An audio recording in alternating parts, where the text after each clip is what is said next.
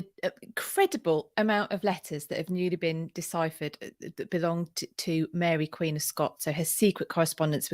That's what we're going to focus on today. So if you've heard about that story, I sort of looked at the news articles and thought, there's got to be more to it than that. Well, there is. You can actually read the entire paper.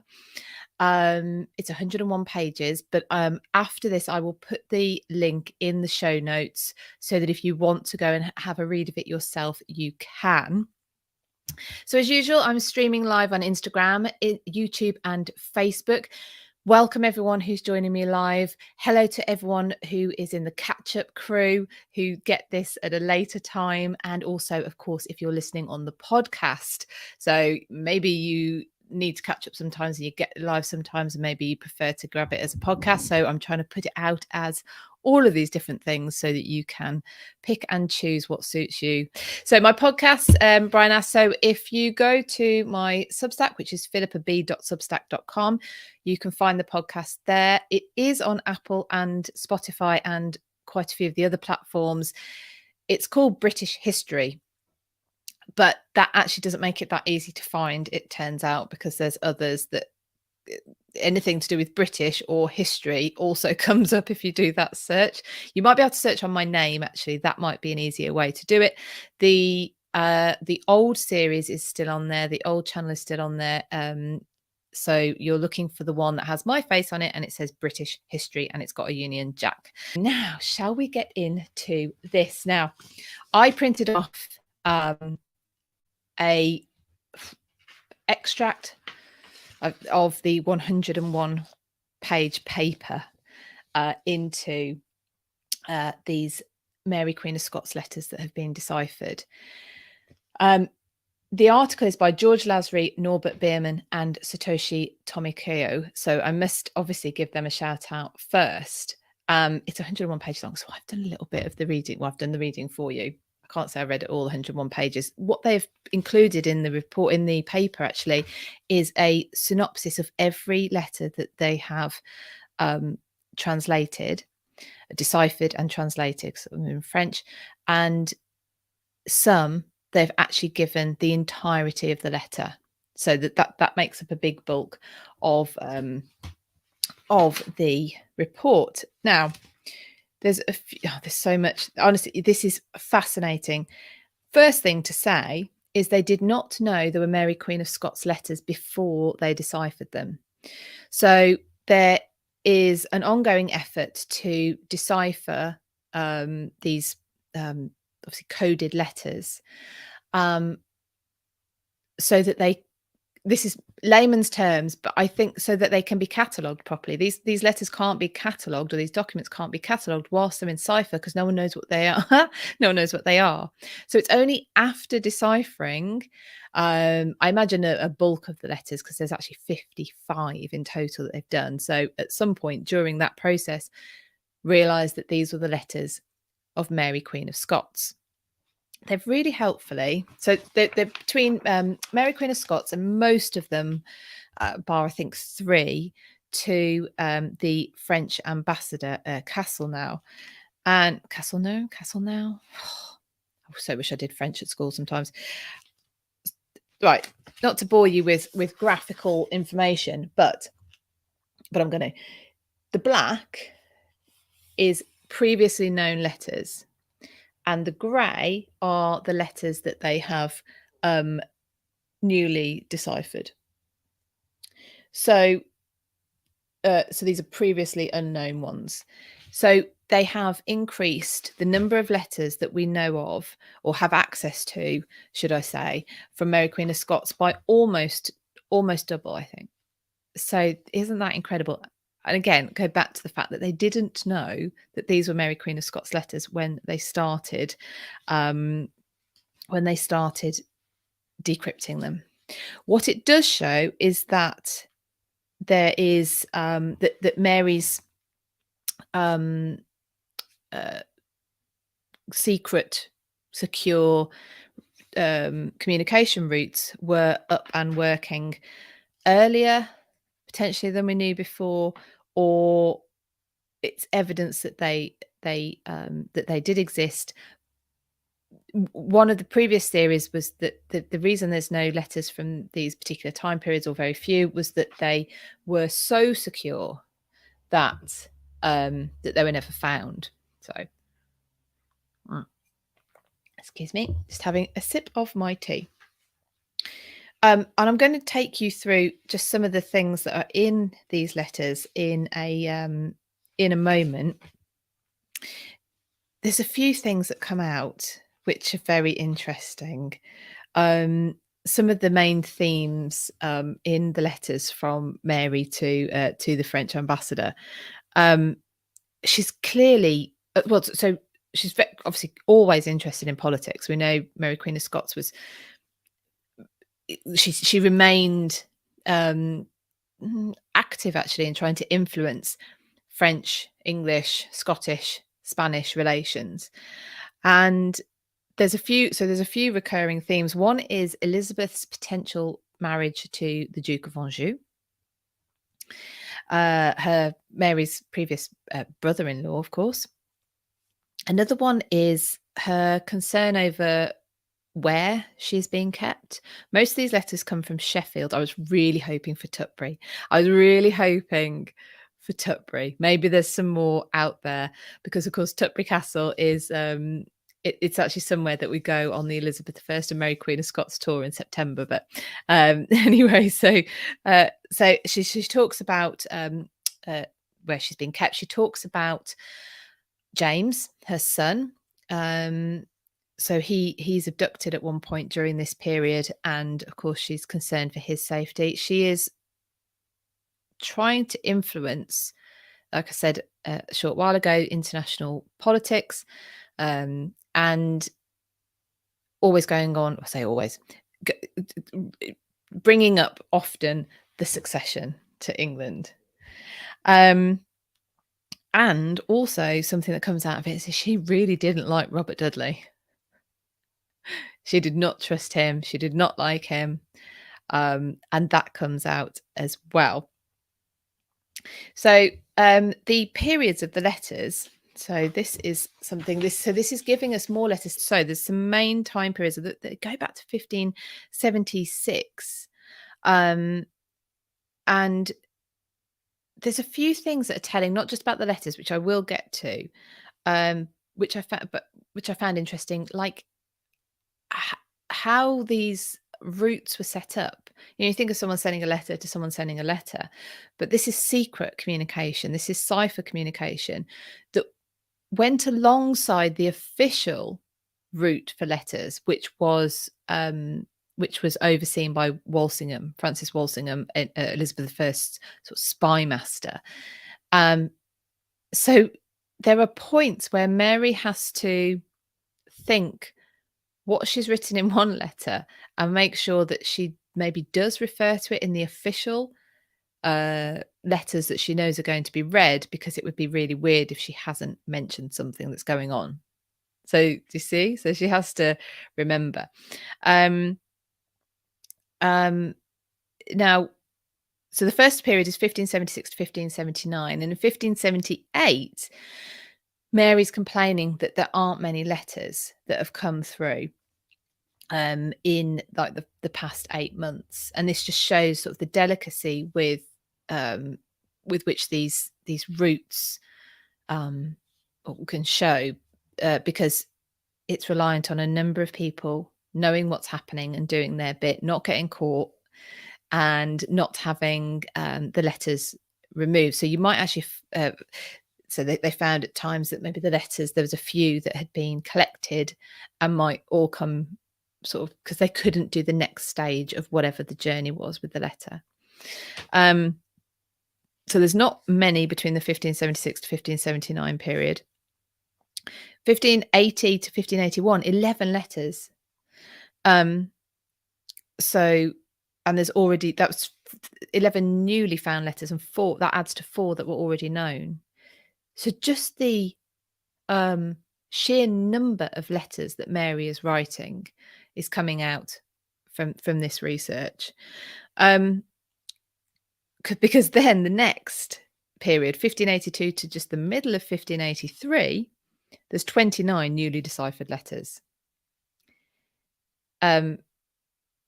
which I just had not, I suppose, even thought about how many letters there was. And to me, it surely there's with more letters, more risk of being found out, one being read, etc. Of course, she didn't write, these aren't in her handwriting apparently, so someone would have ciphered them for her. So who does that? We don't know. So then we have the middle of 1583 to 1584, and this is when actually Walsingham begins to be able to intercede, well, not intercede, but he's got a mole in the French embassy, a spy. So he starts to be able to see what is being sent. And then the period that follows the Throckmorton plot, 1585 to 1586. So there's no new letters, I think, in that period, but because all of those are known, presumably because they all end up with Walsingham. So there's now 99 letters of Mary's known about, or not, sorry, I keep saying known about, because there's records of references to letters that may not have been found yet, but 99 letters from Mary. And they've added, these are from Mary to Castleknock, 45 of that 99. And it's 55 letters in total that they have deciphered. Isn't that incredible? And nowadays it's, I think, computer systems and, clever tech as to how to do it. But still, I'm like, wow. And I keep going back to this, but I love the fact that they were going for it without knowing what these letters were. They did not know that they were Mary's letters when they set out on this endeavor. So you can see through them that that Mary is hopeful of release. She does think. Remember, Mary went to England. She escaped to England thinking that she would get the support of Elizabeth, that she would be able to raise an army, and that she would turn straight back pretty much and retake her throne, because she'd abdicated in favour of her son, but through basically violent pressure. So when she gets to England, though, she is pretty soon put under a light but firm house arrest, and then spends sort of 19 years till the end of her life. Colleen, do you think Mary knew the contents of the letters? So these would have been Mary's letters. They are Mary's voice. Oh, Elizabeth knows the content. So I don't suppose we know obviously the ones that Walsingham uncovered were known to Elizabeth, of course. But I imagine not all of these, because clearly quite a few were kept secret, even though Walsingham probably knew there was something going on. He needed to so that at one point, when he gets the mole into the French embassy, is when they actually can start to see what's going on, literally. So let me see, what else was there? Like I say, the report is available, the paper is available. You can read it on online, and I will put the link to it in the show notes after this. Let me pick out a few things, because these are like I say, most of the letters are from Mary when she's in captivity at Sheffield, and she was under the what do you call it? That she was being looked after by the Earl of Shrewsbury, who was married to who we know as Bess of Hardwicke. So the Countess of Shrewsbury was also with Mary a lot. So Mary's communicating with Castelnau, the French ambassador to the English court. So this one I find interesting. So this one is written 12th of June 1578. Many thanks Castelnau for interceding. Sorry, Mary thanks Castelnau for interceding with the Queen on behalf of the French envoy and for mitigating the Queen's bursts of anger against Mary. And she also thanks him for his good services with the Earl of Leicester, Lord Burleigh, Cecil, Walsingham, and Wilson. Don't know who Wilson is. She talks about the Earl of Leicester was at Sheffield, which is where she's been kept, but her captivity conditions have worsened instead of being improved like she was told. And she fears that she will again be transferred, which indeed she was. And she thinks that the activities in Ireland, so Ireland remains more Catholic, that the activities there are going to affect her or going to be used as an excuse to move her to away from the Earl of Shrewsbury and we know as Bess of Hardwicke, where she's not comfortable at all, but it's better than she knows it could be, I suppose. And she's concerned about being moved. And that she is not happy with the plans of the Duke of Anjou. And so she talks a lot about Elizabeth's potential marriage to the Duke of Anjou, which is just an interesting take. So let's have a look at some more. We have 1579 in November. Mary asks Castelnau to try and convince the Queen that she has no one in her realm better to rely upon than Mary. And that Mary has no interest in losing the Queen's goodwill. So remember, these are secret letters. So she's trying to get the ambassador to intercede on her behalf. She could send, maybe she did as well. There'd have to be some analysis at what was going through the official channels and what was going through the secret channels to see whether she was trying to directly influence Elizabeth. Yes, what else? Oh, yes. So January 1580, Mary has learned that the Earl of Leicester has been selling his properties. Some think he may retire if the marriage takes place. That's the marriage of Elizabeth to the Duke of Anjou. So that is interesting. I'd not heard of that before. So Mary clearly thinks that should Elizabeth go through with the marriage to the Duke of Anjou, Robert Dudley, Earl of Leicester, is thinking of retiring from court. And then it goes on to say a bit later on, the Earl of Leicester told Mary that she owes him her life, as the Queen once wanted her dead. But she also complains that she was sent an apothecary, but which worsened her condition. So she's struggling with health at this point, and the apothecary that was sent to her, she thinks, is making her worse. So I did an interview with Leslie Smith from Tutbury Castle, one of 4 times prison for Mary Queen of Scots, and she has an incredible amount of knowledge about Mary's captivity. And when I was interviewing Leslie about it specifically, she said the way she put it was Elizabeth may not have wanted to kill Mary. We know that when Elizabeth procrastinates for a very long time about signing the death warrant of of Mary, and then is outraged, supposedly after the fact, that she has been executed, and this plays on her mind right up to her own deathbed. However, not wanting to kill her is different from wanting her dead.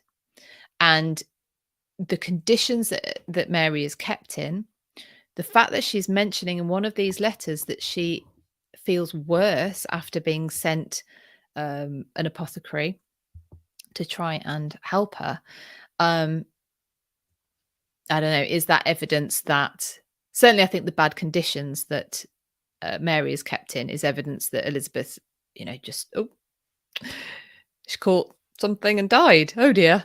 But then you think, if an apothecary has been sent to try and help her, was there anything nefarious in that? Mary, in one letter, what date are we on now? I hope you're finding this interesting, people. Like I say, I will put the link to the full paper about how they've deciphered Mary Queen of Scots letters. It has all of the letters in there in some way, shape, or form, whether that's a summary or a full translation, so you can see all of that. And a bit of background, and also they suggest further research, which I always think is very interesting. So 1580 in January, Mary is asking the French ambassador Castelnau to find out who has convinced the Queen to have her letters to him opened in the Privy Council.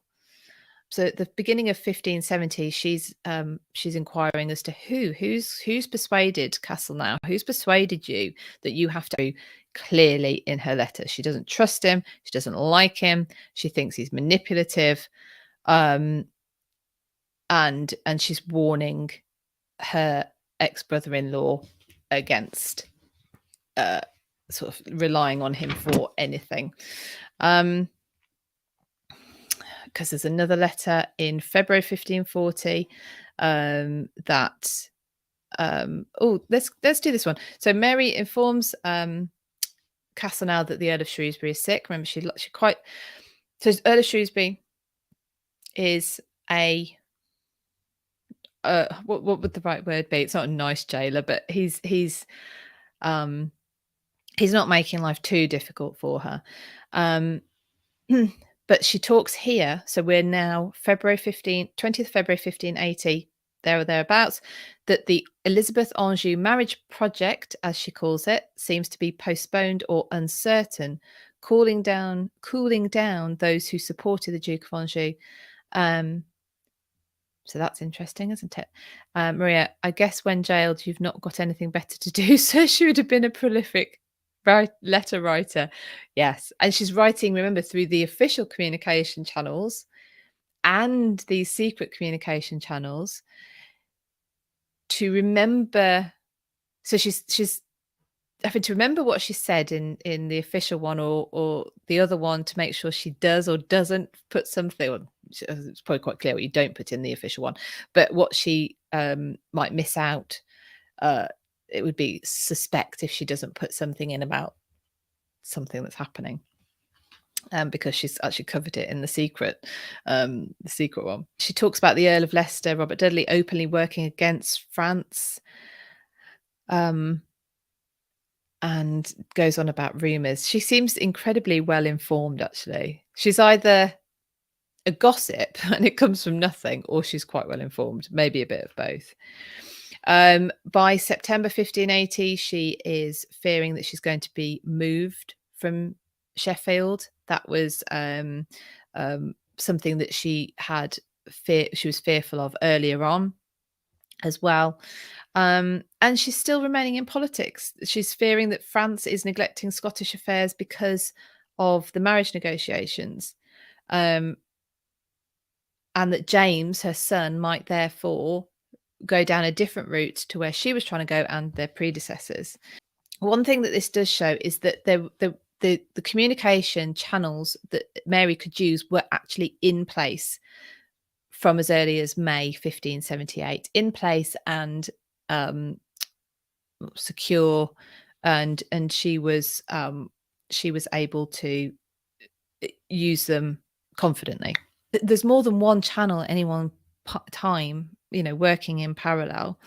Like I said, this official one and the secret one. And I said as well, she might end up. She complains in was it 1585? I can't remember, but she complains at one point, 84, I think, that she hasn't received a letter for the last few months, 8 months or so. And if the letters are compromised, or that fear that they're going to be compromised, they were being sort of kept back. So she doesn't know whether she's not receiving a letter because she wants because there's no one sending one. Presumably she knows that's not the case, or have they been intercepted? Have they been found out? She was getting visitors at the time as well, so you've got the starts of some of the routes from people who were coming to visit her. That was allowed to begin with, but then not always, depending on what else was going on. And in 1581 we talked about Mary's health earlier, she's requesting physicians, and that's completely frowned upon, because she's just been suspected of trying to set up a new communication channel. And then after 1585, she's in the custody of Sir Paulet, Amyas Paulet, and he finds out that previous communication channels might have been through laundry maids or coachmen, and so he gets very, very strict. So that's the thing. The Earl of Shrewsbury, it wasn't that Mary had a particularly comfortable time with him, but he wasn't as strict as her next jailer, Sir Amyas Paulet.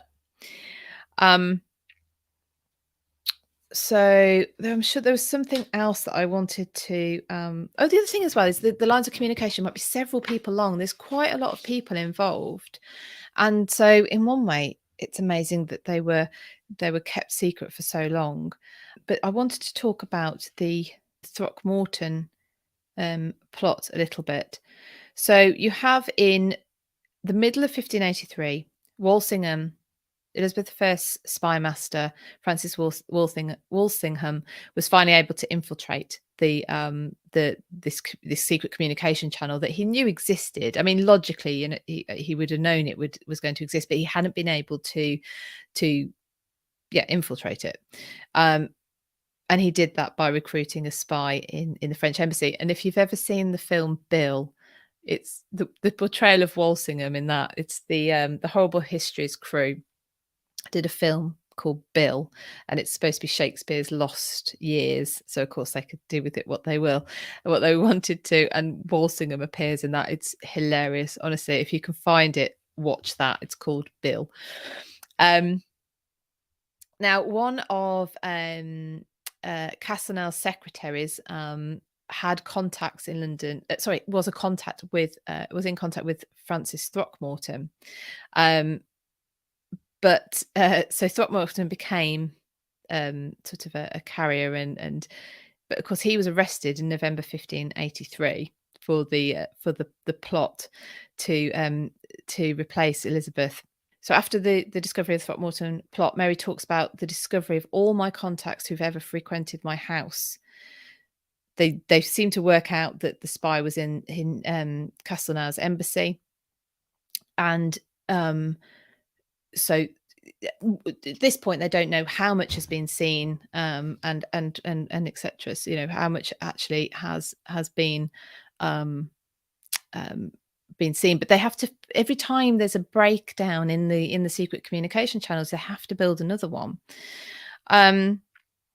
What else was there? There's code names. Oh, okay. One last thing about this that I want to tell you about that I thought was very interesting. In her letters, so there's a letter in April 1582, and it's talking about this part of the paper is talking about how she uses code names and aliases, of course, as opposed to it's already all in cipher, but then there's a code name or alias for people that they're talking about. Now, the Throckmorton plot would have married Mary to the Duke of Norfolk. She's talking to Henry Howard, who is the brother of the Duke that she would have married, and she calls the sons of Norfolk her children. Which I thought was a bit telling. It is not just a sort of matter of interest that these letters have been found. This is 50,000 words of 50,000 of Mary Queen of Scots words now available to read and decipher. That's the wrong word. I shouldn't use that, should I? Because we're talking about literally coded letters. But to read and digest, and you know, so I will be spending a lot more time with these letters, looking through them.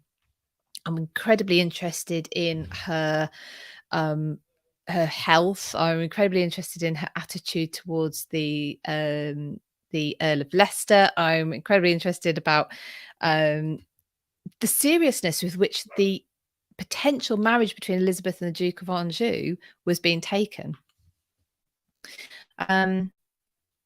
Yeah, so there we go. So I will put, like I say, I will put the link to that article. It was written by George Lasry, Norbert Bierman, and Satoshi Tomokayo.